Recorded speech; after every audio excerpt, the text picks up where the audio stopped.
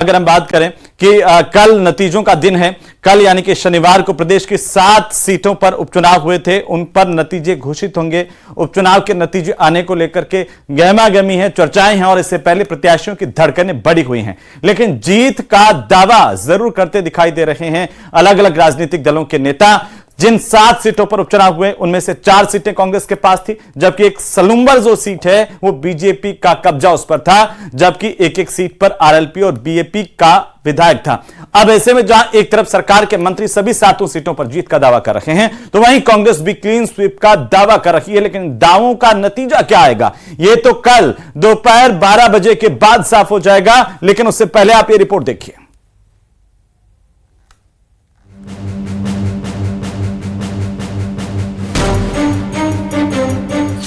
दावों का शोर, किसका चलेगा जोर? दावा जोरदार, बड़े अंतर से होगी बीजेपी की जीत, कांग्रेस होगी चारों खाने चित।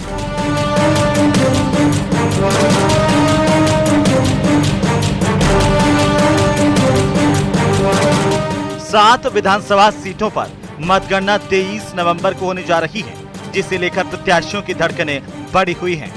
प्रदेश में 7 सीटों में से कई सीटों पर उम्मीदवारों की जगह बड़े नेताओं के बीच मुकाबला देखने को मिला है।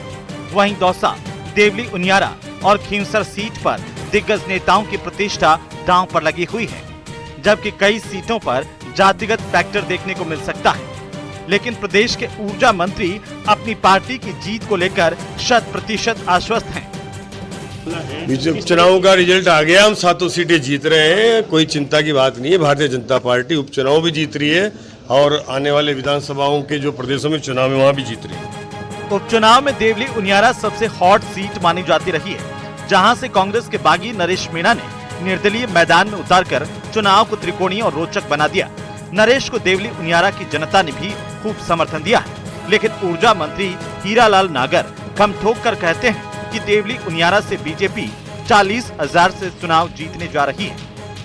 मार्जिन अच्छा होगा। जहां मैं मुझे प्रभारी बनाया था देवली उनियारा, वहां से हम कम 40,000 से चुनाव जीतेंगे। एक और जहां हीरालाल नागर प्रदेश की 7 सीटों पर अपनी पार्टी की एकतरफा जीत का दावा कर रहे हैं, तो वहीं यूडीएच मंत्री झाबर सिंह खर्रा 5 सीटों पर अपनी पार्टी की जीत को लेकर काफी कॉन्फिडेंट हैं।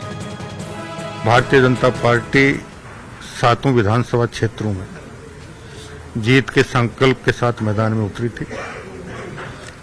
वहां की आम जनता की राय और पार्टी के कार्यकर्ताओं की राय के आधार पर भारतीय जनता पार्टी ने अपने उम्मीदवार घोषित किए थे। 7 विधानसभा क्षेत्रों में से लगभग 2 विधानसभा क्षेत्रों में कड़ी टक्कर है, बाकी में हम आसान जीत की ओर अग्रसर। मंत्री झाबर सिंह खर्रा 84 और झुंझुनू सीट को लेकर कहते हैं कि इन दोनों जगहों पर पार्टी को उतने अंतर से जीत भले ही नसीब नहीं हो, लेकिन पार्टी जीत जाएगी। देखिए, 2 विधानसभाओं में हम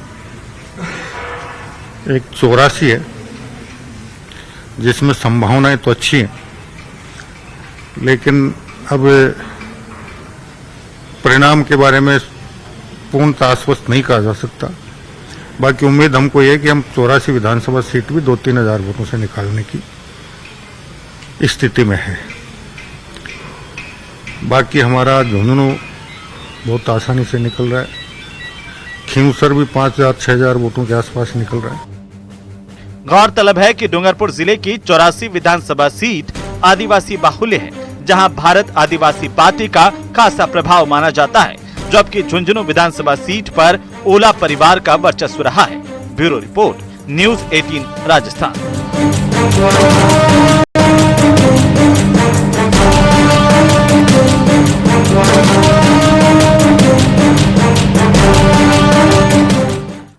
तो अब बात काउंटिंग